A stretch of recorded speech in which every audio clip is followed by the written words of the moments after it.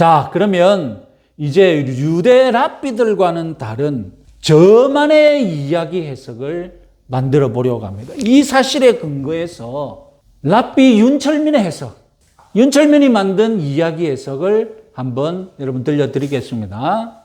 저의 해석을 이야기하려면 아브라함의 연대기를 알면 도움이 됩니다. 표를 한번 보시면요. 맨 위에 있는 숫자는 아브라함의 나이 숫자입니다. 그리고 가로에 있는 숫자도 아브라함의 나이 숫자입니다. 자, 아브라함이 137세 때 사라가 127세로 사망했고, 아브라함이 86세 때 이스마엘이 태어나서 137세로 죽게 됩니다. 그리고 아브라함의 나이 100세 때 이삭이 태어나서 아브라함의 나이 140, 이삭은 40대 결혼을 했고, 쌍둥이가 아브라함이 160살일 때, 이삭은 60살일 때 태어났습니다. 그리고 이때 아브라함은 160세로 아직 살아있다가 15년 후에 사망을 합니다. 이 연대표에서 제가 강조한 부분은 무엇입니까? 아브라함, 이스마엘, 이삭, 쌍둥이, 이 3대가 모두 살아있는 15년간을 지금 특별하게 주목하고 있습니다. 이 15년간 무슨 일이 있었기에 이스마엘은 아브라함의 장례식을 이삭과 함께 치를 수 있었을까? 무슨 일이 있었다는 겁니다. 우리가 주목해야 할 열쇠가 바로 이 15년이라는 기간에 있다는 겁니다. 이삭이 쌍둥이를 낳고 이제 두 아들들을 키웁니다. 그런데 쌍둥이에 관해 하나님이 어떤 예언을 하셨습니까?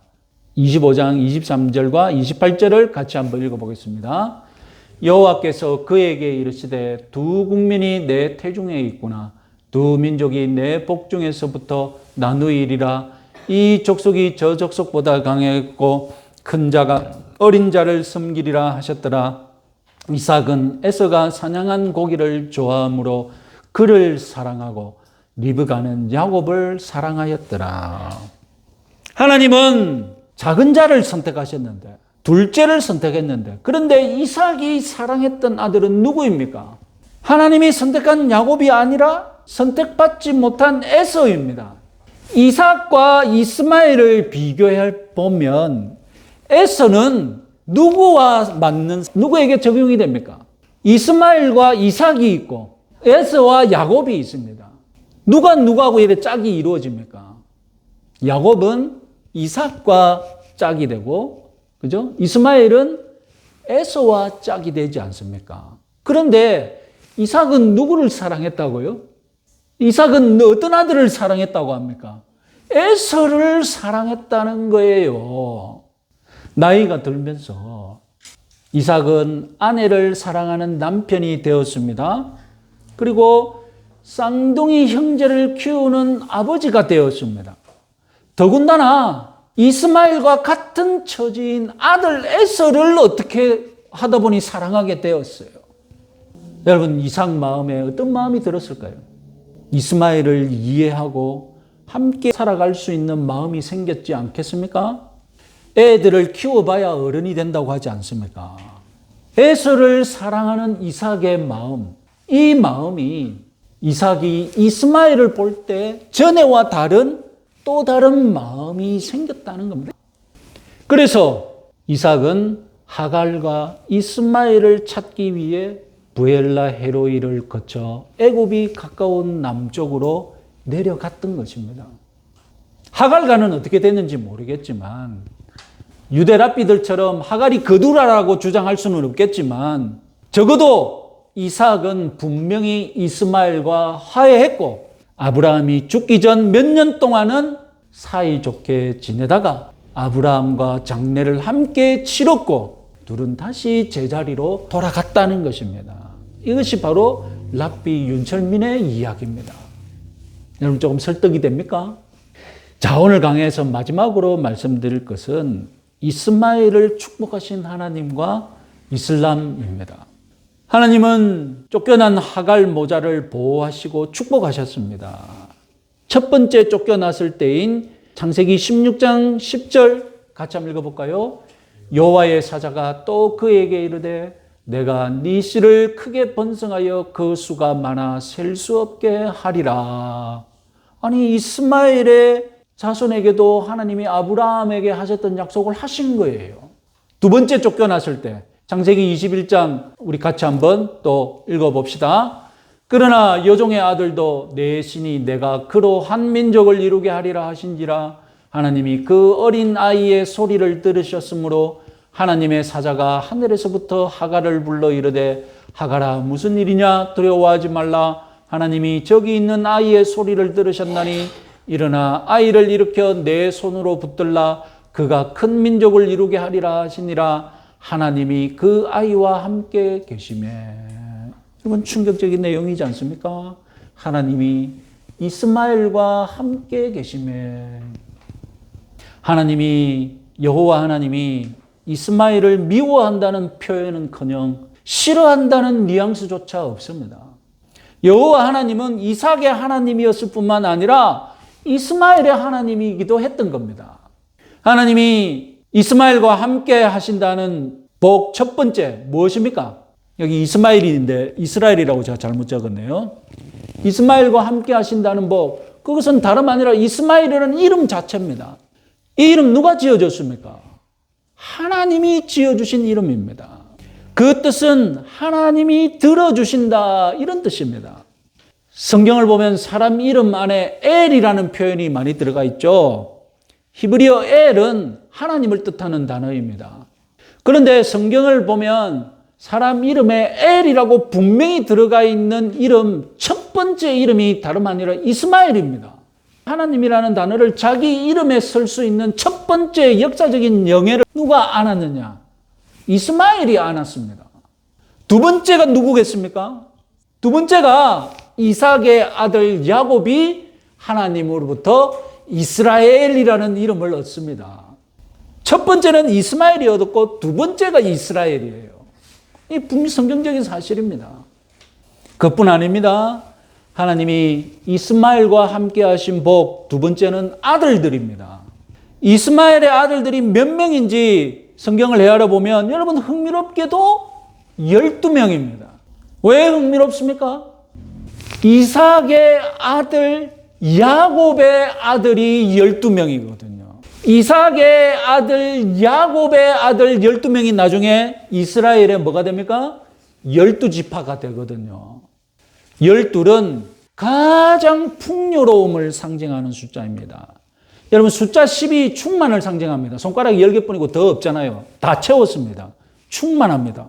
그런데 12가 있어. 12달. 12가 있거든요. 그럼 12는 뭘 상징하겠습니까? 다 채웠는데 더 흘러 넘치는 거예요. 채웠는데 10을 채웠는데 12이 또 있어. 이 12를 채운 걸 흘러 넘치는 그런 풍요로움을 상징하는 것이 12입니다. 이스마엘은 12명의 아들을 얻었고 이삭은 12명의 손자를 얻었습니다.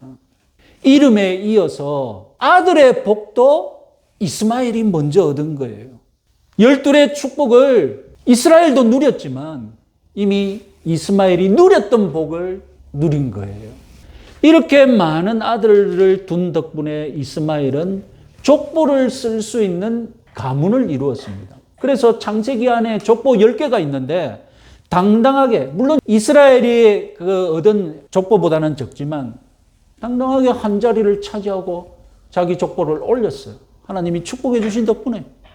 그럼에도 불구하고 이삭은 하나님과 언약이라는 특별한 관계 속에서 복을 받았기 때문에 또 다르죠. 그리고 하나님께서 언약의 복을 주셨고 이삭은 그 언약에 합당한 하나님에 대한 책임을 또 져야 하는 특별한 관계가 있죠. 자, 그런데도 성경적인 사실이 이런데도 기독교인들은 마치 이스마엘이 하나님께 사랑을 못 받은 듯 나쁜 사람인 양 착각하고 이스마엘의 후손들에게 적대적인 감정을 가지고 있습니다. 이스마엘이 이슬람인들의 조상이라는 이유로 말입니다. 오늘 본문에 언급된 이스마엘의 12아들들 대부분은 아라비아 반도와 요단강 동쪽에 사는 부족들이 됩니다. 아라비아 반도에 사는 부족들, 오늘날 다 뭐라고 부릅니까, 우리가? 아랍 민족이라고 부르지 않습니까? 아랍 사람들이라고 부릅니다. 그러면 이스마엘은 아랍 민족의 조상이 되고, 실제로 이슬람교에서 이스마엘을 자기 조상으로 인정합니다. 이스마엘에서 이 이슬람 사람들이 유래했다는 겁니다. 이슬람 경전 꾸란에서는 아브라함을 이브라힘이라고 부르고 이스마엘을 이스마일로 부른다고 합니다. 결정적인 이야기가 있는데 하갈과 이스마일이 아까 광야로 쫓겨났다고 했지 않습니까? 광야에서 그 샘물을 잠잠이라고 부른다고 합니다. 잠잠을 나중에 이스마엘과 아브라함이 다시 찾아가서 그 위에 제단을 세웠는데 이 제단이 나중에 무엇으로 바뀌느냐? 사우디아라비아의 메카라는 곳에 있는 이슬람 제1의 신전 카바가 된다는 것입니다. 이슬람 제1의 신전이 어느 이야기에서 나왔다고요? 하갈과 이스마엘이 발견했던 그 샘물, 아브라함과 이스마엘이 가서 제단을 세웠다는 이슬람의 이야기입니다. 메카의 카바 신전 아시죠? 이 장면 보셨죠? 금식 기간이 되면 이슬람인들은 반드시 메카의 카바 신전을 성지순례해야 됩니다. 의무입니다. 전 세계의 이슬람 사람들이 여기에 와서 이렇게 돌면서 기도합니다. 그 장면을 보면 무섭습니다. 비디오로 보시면 한번 유튜브에서 한번 찾아보십시오. 메카 카바 신전 이슬람 사람들이 어떻게 이 경배를 하는지. 이 안에 어떻게 되어 있느냐? 이렇게 누가 그래픽 처리를 해서 만들었습니다. 뭐가 있습니까? 세 개의 기둥과 뭐가 딱 있습니까? 안에. 아까 샘물에서 만들어졌다고 했지, 우물에서 만들어졌다고 했지 않습니까? 저 우물이 저렇게 보관되어 있습니다. 자, 수천 년 동안 우리 인류 문화는 야만과 전쟁의 시대를 지나오면서 아브라함의 육적인 후손들인 유대인들과 영적인 후손인들인 기독교인들이 이스마엘의 육적인 후손들 아랍인들을 원수처럼 대해왔습니다. 서로 증오심을 주고받은 결과죠. 그래서 유대교와 이슬람, 기독교와 이슬람의 대립은 어쨌든 배다른 형제지간인 이삭과 이스마엘의 후손들이 싸우는 꼴이 되어버렸던 겁니다. 지금도 유대교와 이슬람은 전쟁 중이지 않습니까? 양쪽에 원한에 사무친 민중들이 전쟁을 호도하는 지도자를 계속 뽑아요. 그러면 이 지도자들은 또 전쟁을 일으켜요. 전쟁하라고 뽑힌 지도자니까. 우리들의 원한을 갚아달라고 그 지도자를 뽑았으니 이 지도자는 전쟁을 일으킬 수밖에 없어요. 그래서 또 계속 싸우는 거예요. 결사항전을 외치고 있으니 이 풀릴 리가 없어요. 남 이야기입니까? 기독교 내에서는 세대주의자들이 이슬람을 전멸시키는 시온의 전사가 되고자 합니다. 그들은 시온의 전사가 되어서 이슬람 정복을 기도하고 있습니다. 세대주의자들은 유대 왕국 건설을 이 지상 역사의 목표라고 생각하거든요. 유대 왕국이 건설된다? 그러면 당연히 뭐가 없어져야 됩니까? 이슬람이 없어져야 되거든요. 지금 예루살렘 성전 그 터에 가면 뭐가 있습니까? 이슬람 사원이 크게 황금 사원이 그 떡하니 다 들어있어요. 그거 깨부셔야 예루살렘 성전이 회복된다는 거예요. 그러니 유대 왕국 건설은 곧 뭡니까? 이슬람 왕국 멸망인 거예요. 이것이 세대주의자들이 이 지상 역사의 목표로 삼고 기도하고 돈을 모으고 사람들을 모으고 기구들을 조성하고 그렇게 하고 있다는 겁니다. 실제로. 그리고 세대주의자들은 폭력을 좋아하거든요. 성경을 문자적으로 해석하면 폭력을 쓰거든요. 그래서 지금 현재 우리나라에서도 법원을 때려부시는 그 기독교인들, 그 정신이 다 어디서 나왔겠습니까? 좌파는 죽여도 된다고 외치는 기독교인들, 다 그 정신이 어디서 나왔겠습니까? 자기는 정통 기독교인이라고 착각하고 있는 이단 세대주의자들입니다. 실제로 신천지 교인들이 그 세대주의 가치관을 그대로 받아들여서 그렇게 신천지 이단이 되는 거거든요. 세대주의 종말론을 믿으면 그렇게 이단이 되는 거예요. 세대주의 이단이 되는 거예요. 그들 기독교인 행사하면서 그렇게 폭력을 행사하고 다니지 않습니까? 정통 장로교인이 어떻게 그런 신천지 교인들과 어울리 다니면서 폭력을 행사해요. 세대주의 세계관에서는 오늘날 21세기에서도 거룩한 전쟁, 성전을 위해 폭력을 써야 한다고 믿는 겁니다.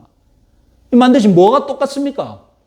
이슬람의 근본주의자들, 그들도 성전을 위해 어떻게 하는 겁니까? 폭력을 쓰잖아요. 바로 그 가치관과 똑같은 거예요. 이슬람의 근본주의자들이 거룩한 전쟁을 위해 폭력을 쓴다면 기독교 내에서도 세대주의자들이 성전을 위해 오늘날에도 폭력을 쓰자. 이 정신이 똑같은 겁니다. 극과 극은 만나는 거예요. 오늘 본문에서 우리는 알고 보면 이삭과 이스마엘이 화해했을 것이다 라는 사실을 주목했습니다. 그리고 하나님은 이스마엘을 축복하셨다는 사실도 주목했습니다. 그래서 저는 이제 21세기의 교회들도 이스마엘과 이삭의 화해를 본받아야 한다라고 말씀드리고 싶습니다. 20세기까지 기독교인들이 이슬람과의 관계에 있어서 수용했던 신앙 정서가 있습니다. 그것은 역사를 거치면서 오랫동안 누적되어 왔던 신앙 정서입니다. 지금 21세기 사람들이 20세기 이전에 그 수백 년 동안 싸우고 죽이고 했던 그 사람들을 무식하다고 막 손가락질할 그런 하시는 안 됩니다. 왜냐하면 그들은 그런 세대 속에서 사는 거예요. 태어나자마자 이슬람을 원수 취급해야 되는 그런 문화 속에서 살았어요. 또 그런 것이 용납되어지고 그런 것이 권장되어지는 그런 문화와 삶을 수백 년 동안 살아왔어요. 거기서 이슬람과 화해하자 이런 생각을 못했다고 비난받아야 할 이유는 없죠. 우리 인류 문화는 2000년 동안 계속해서 그런 역사를 발전시켜 와서 어쩔 수 없는, 거스를 수 없는 그런 거대한 흐름이었어요. 그러나 21세기 우리 신앙 정서는 다를 수 있다는 겁니다. 20세기까지 그런 신앙 정서를 가졌다고 오늘날 우리 21세기 신자들이 그런 신앙 정서를 따라야 할 이유가 없죠. 오늘 우리들이 살고 있는 이 시대 정신은 무엇입니까? 평화지 않습니까? 화해, 평화, 이런 것들이 우리들이 오늘날 누리고 있는 정서잖아요. 예전에 대결했던 대결, 전쟁, 이런 정서를 버리고 이제 우리는 화해, 평화, 샬롬, 이런 정서를 우리가 세우고 누리자는 것입니다. 아까 말씀드렸던 제가 존경하는 세계대적인 유대 랍비도 뭐라고 주장하느냐. 오늘 본문을 해석하면서 유대교와 이슬람 사이에는 우정과 상호 존중이 있을 수 있다. 유대교 랍비가 이렇게 얘기를 해요. 그럼 우리 기독교도 할 수 있지 않겠습니까? 창세기 1장은 하나님이 하나님의 형상으로 고귀한 가치를 지닌 인간을 만들었다라고 분명하게 가르칩니다. 그리고 창세기 1장 28절에서 하나님은 인간을 축복하시고 생육하고 번성하고 땅에 충만할 것을 명하셨습니다. 그 어떤 인종도, 그 어떤 인간도 이 명령에서 소외될 수 없습니다. 그래서 이스마엘도 축복받은 것입니다. 하나님은 아랍인들도 사랑하심을 믿으시기 바랍니다. 이슬람인들도 그 인간 자체로서 존중받아야 함을 믿으시기 바랍니다. 생명 있는 모든 것을 사랑하시고 축복하시는 여러분들이 되시기 바랍니다. 단 생명 있는 존재를 차별한 결과 저주하고 폭력으로 제거하려는 모든 사이비 정신들, 모든 사이비 기독교인들을 경계하시기 바랍니다.